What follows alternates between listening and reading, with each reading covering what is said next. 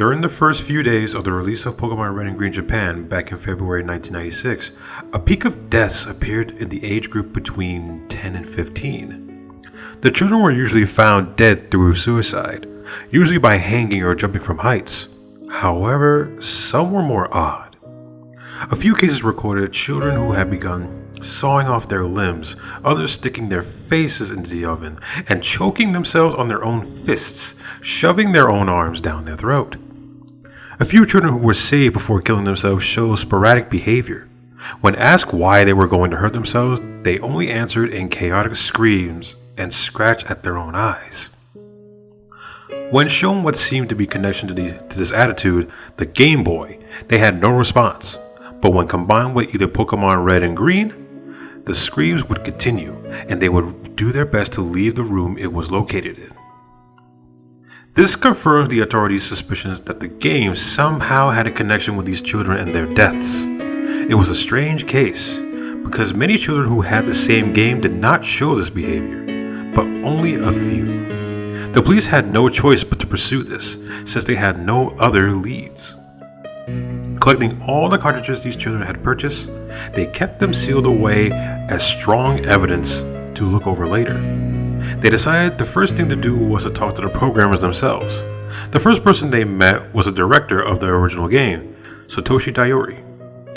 When told about the deaths surrounding his game, he seemed slightly uneased, but admitted nothing. He led them to the main programmer of the game, the people responsible for the actual content.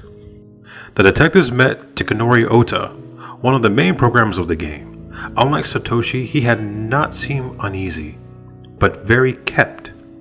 Because this was impossible to use something like a game to cause such deaths, and only bringing up the point that not only children were affected, he brushed it off as some kind of odd coincidence or mass hysteria. It seems like he was hiding something, but he wasn't giving it away. Finally, he did say something interesting. Takanori had heard a rumor going around that the music of Lavender Town, one of the locations of the game, had caused some children to go ill. It was only a rumor and had no real definite backup, but it was still something to look into. He directed the detectives to Junichi Masuda, the music composer of the series. Masuda had also heard of these rumors, but again said they had no evidence that his music was the cause.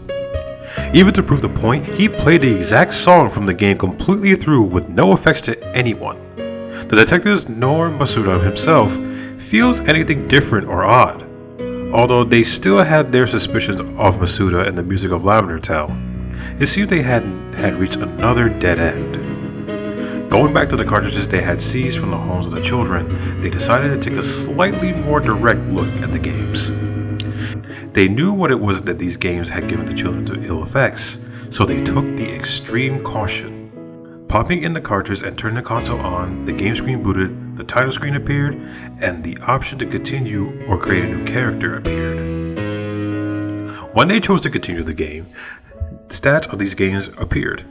They saw the names of the children who had played, usually Red, or another simple name.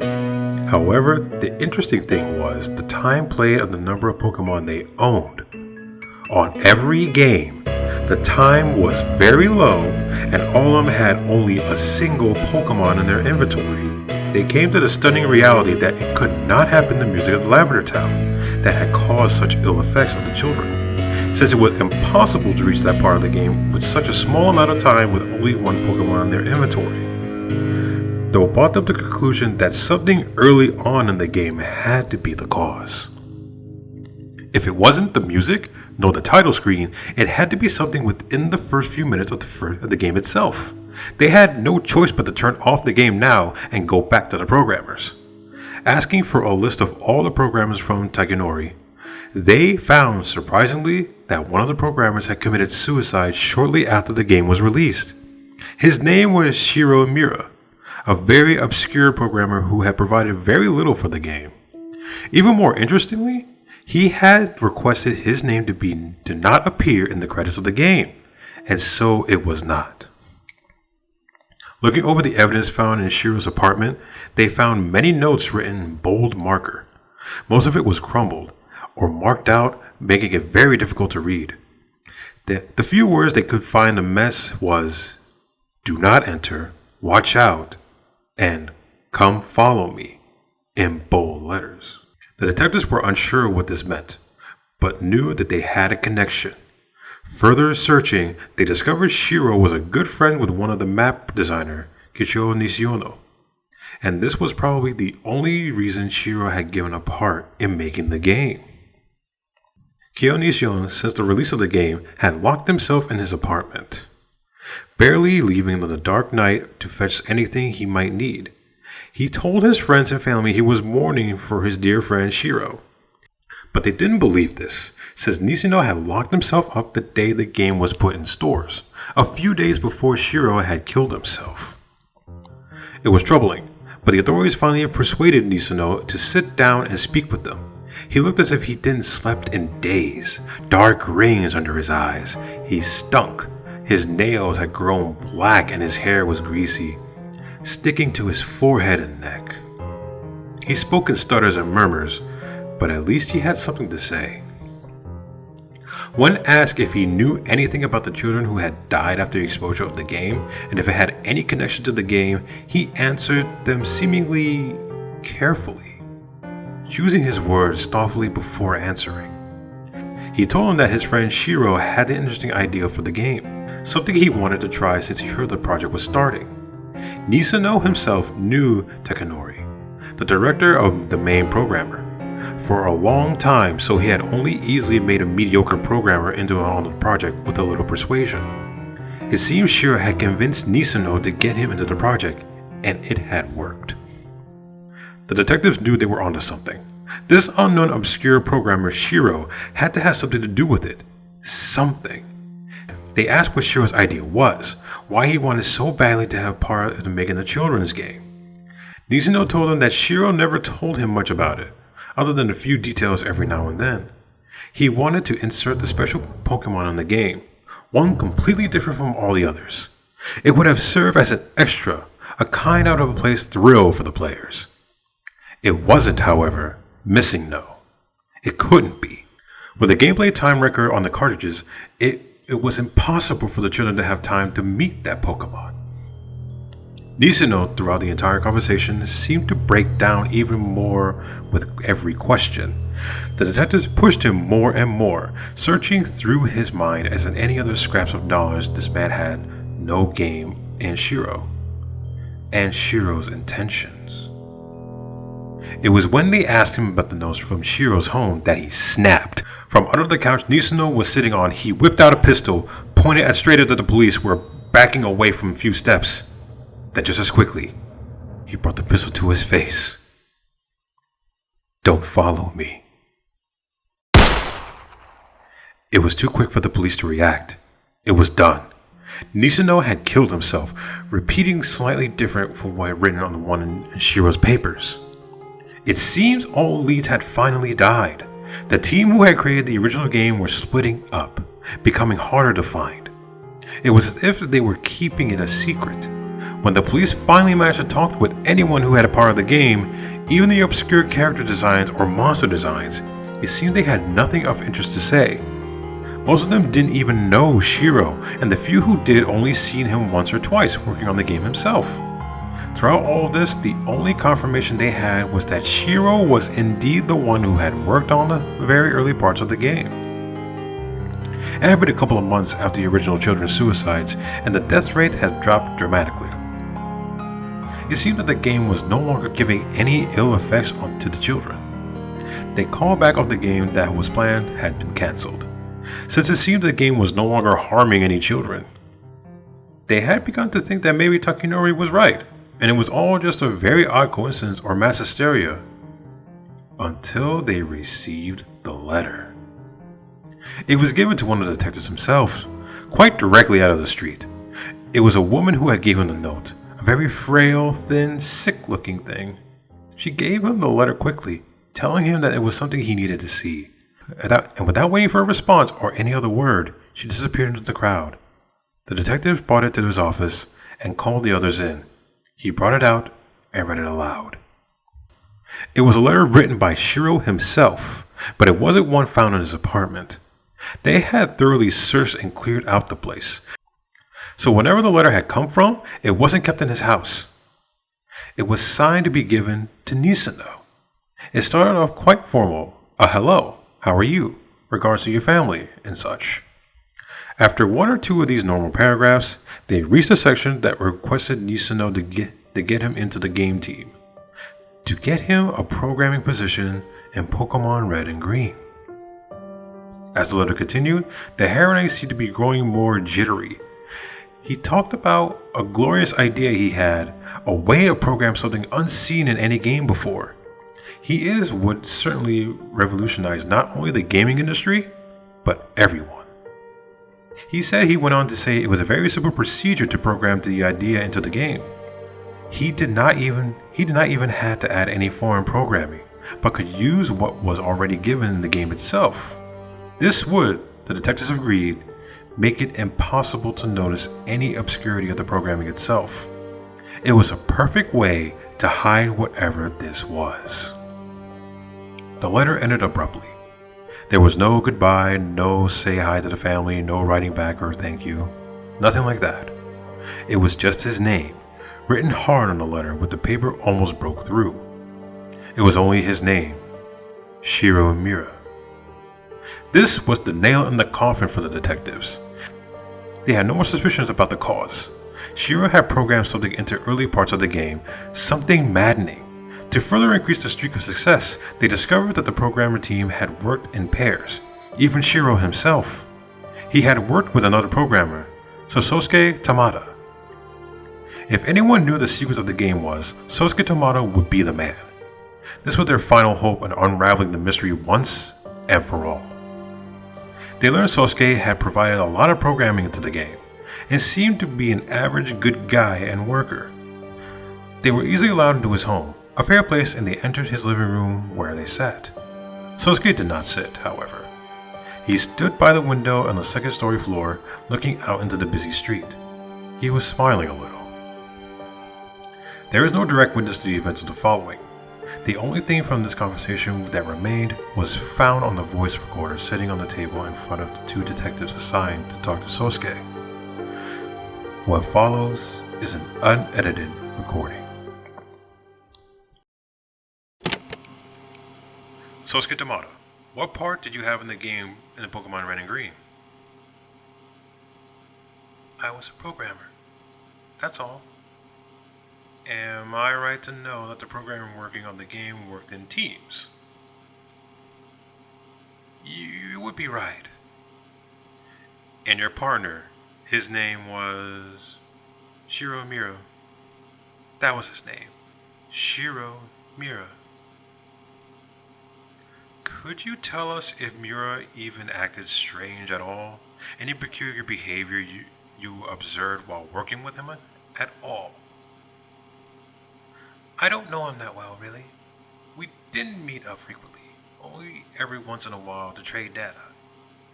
Or when the entire group was called in for a meeting. The only time I really ever saw him, he acted normal, as far as I can tell. He was a short man, and I think this affected his consciousness. He acted weaker than any other man I met. He was willing to do a lot of work to gain recognition. This I do know, I think. Yes? You think what? I think he was a very weak man. I think he wanted to prove himself regardless of his points. I think he wanted to make himself known for something special. Something that would make people forget about the way he looked and pay attention to the powerful mind that laid inside his skull. Unfortunately for him, however,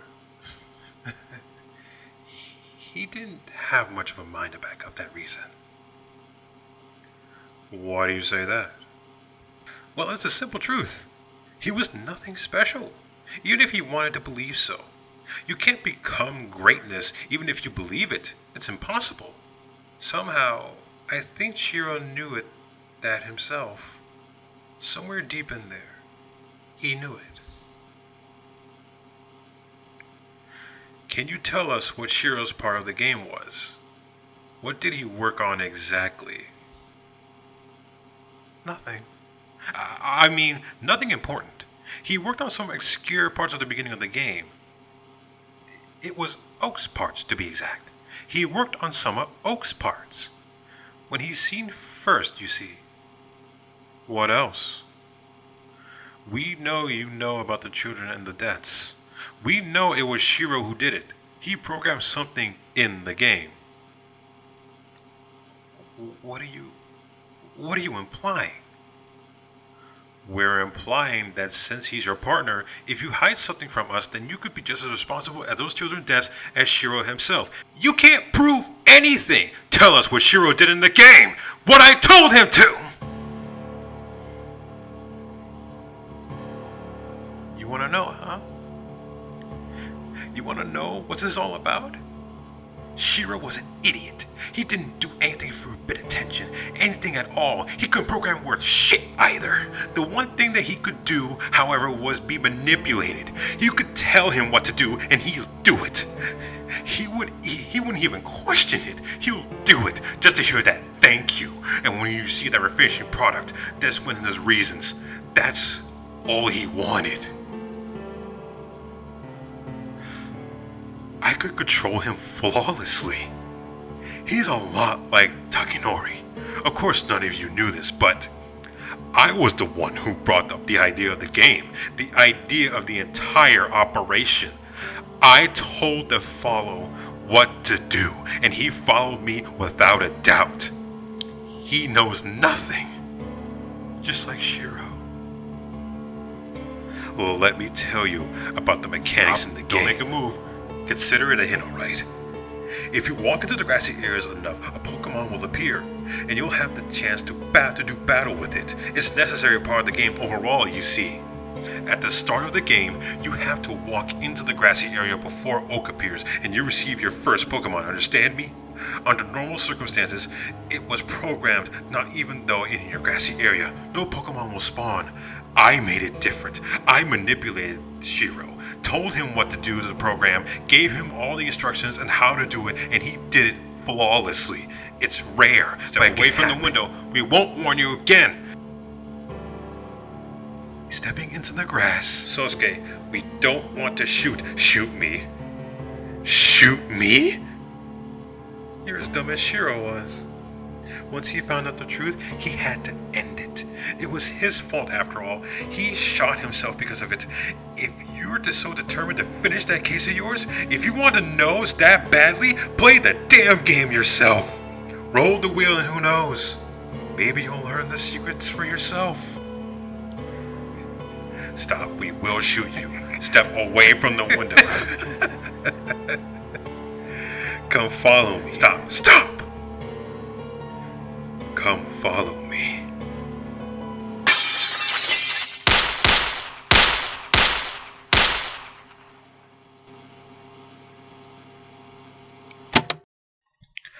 The recording continued to record until the tape ran out.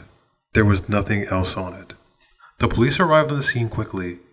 In their horror, they discovered Sosuke and the two detectives dead. They had all been shot, but not after struggling. The detectives had been shot multiple times, at least 10 each. Sosuke himself had clearly died of 2 shots to his chest, one straight through his heart. This game was causing a massacre. At least 100 children were dead.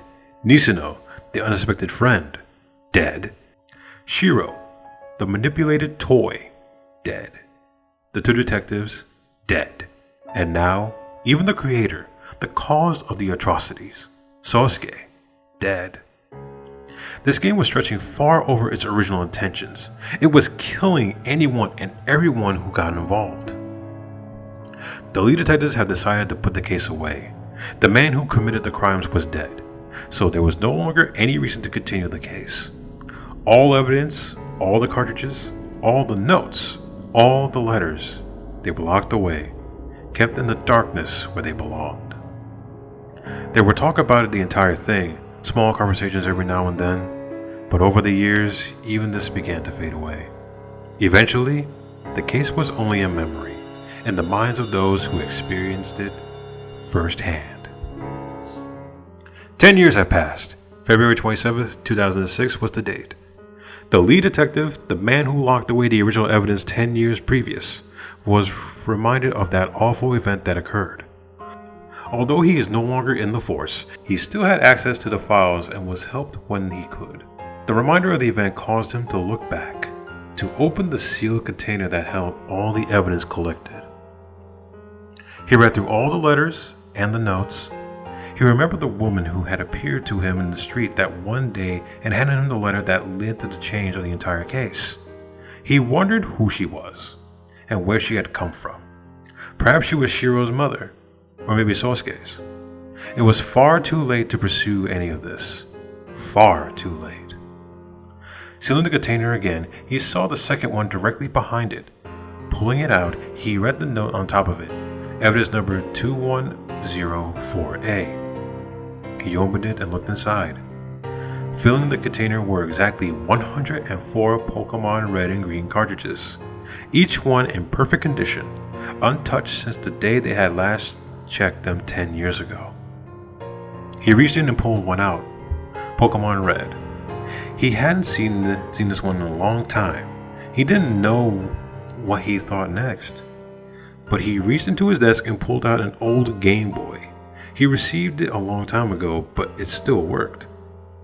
It was his son's, but he died a few years ago.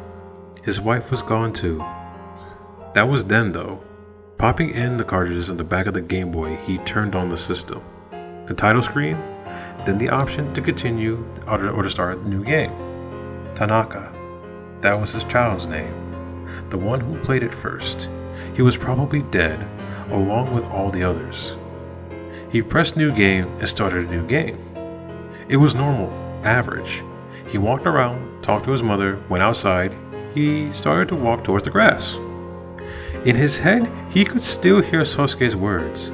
Even though he was not there, even though he had never seen the man in his life, he could still see him, hear him. Come follow me. He was getting closer and closer, only a step or two away. Roll the wheel and who knows? Maybe you'll learn the secrets for yourself. He entered the grass. The screen did nothing at first, nothing at all. He just sat there. It just sat there, and so did the detective, completely frozen, as if time had stopped just for them. The screen went black and then lit up again. The iconic green background with black text appeared. The lead detective's weary eyes grew wide. He couldn't help but read out what was there in front of him. Come follow me. Come follow me. Come follow me. I miss you, Dad. I miss you, my husband.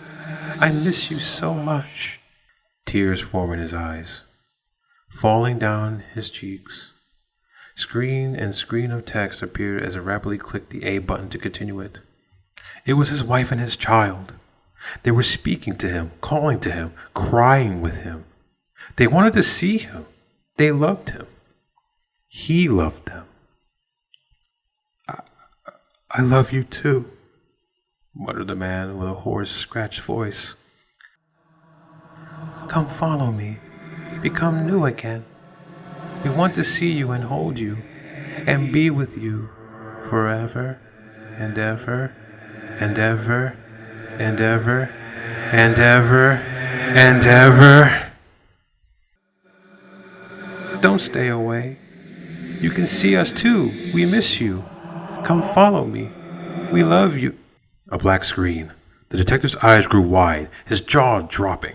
The screen lit black up, and Oak was leading him out of the grass. Come follow me, said Oak. No! Shouted the man, dropping the game onto the floor. He quickly fell forward, reaching forward, bringing the screen back to his face. Bring them back! Bring them back to me! The game continued as usual. No responding to the detective at all. My wife, my child, listen to me! Bring them back to me, I said! Voices. He heard voices, hundreds of voices. He turned around from his seat, looking behind him, and standing in this small room were children, many children. Some had no eyes, some had rings around their throats. Some were burned all across their bodies. They were screaming, reaching towards him. "Bring back my mommy! Bring back my daddy! Bring back my pet!" They all screamed out, reaching for the game, their mouths agape with horror and pain. "I don't want them to go away! Bring them back to me! Bring them back to me!" "No!" shouted the detective. "It's mine! My family's in here! Don't touch it!"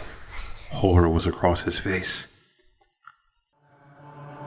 "Come follow me," said a voice. The lead detective looked over, and in the corner of his next room, next to his old desk, was Sosuke. He stood in the corner, tall, handsome, clean. A smile was on his face. "Come follow me." The lead detective jumped up, stepping back, trying to force away the children crawling towards him, reaching out for the game held tightly within his hands. "What's going on here? What's going on? Where's my family?" Sosuke smiled generously. "I'll show you. I'll help you get away from them, you see? Just follow me." Sosuke reached down and opened a drawer of the old desk. The lead detective, pushing through the crowd of children, trying to get away, looked inside. Sitting there, covered with dust, was his old gun from when he was in the force. He had no use for the gun many years and had put it away, not wanting to remember the things he had done with it. But right now, he didn't see it as something that causes pain or that killed. It was shining. It was light. It was something that could set him free. "Just follow me," said Sosuke, picking up the gun and putting it in the lead detective's hand. He formed his hand on the hold gun, then brought it up to his temple. "Just pull the trigger. That's all." The lead detective turned around. The children were crawling at him, grabbing his legs and pulling at him. They reached for the game. He turned back towards Sosuke and smiled. "For my family, I'll follow you." It was a few days before the body was discovered. It laid on the floor, blood everywhere. In one hand held an empty gun, and in the other was a classic Game Boy game with Pokemon Red on the back. The batteries had long died, and only an empty black screen was left. This was the final murder that Remain authorities would allow. The last detectives who were ever part of this case personally carried all 104 cartridges away and burned them all, making sure not a single one survived. They would taunt no more. However, this is not the end of the story. The code was said to have survived and was passed on to other language versions of the game. If you have an old Pokemon game, you can place the cartridge in the back of the classic Game Boy, turn on the system, and roll the wheel. Who knows? Maybe you will learn the secrets for yourself.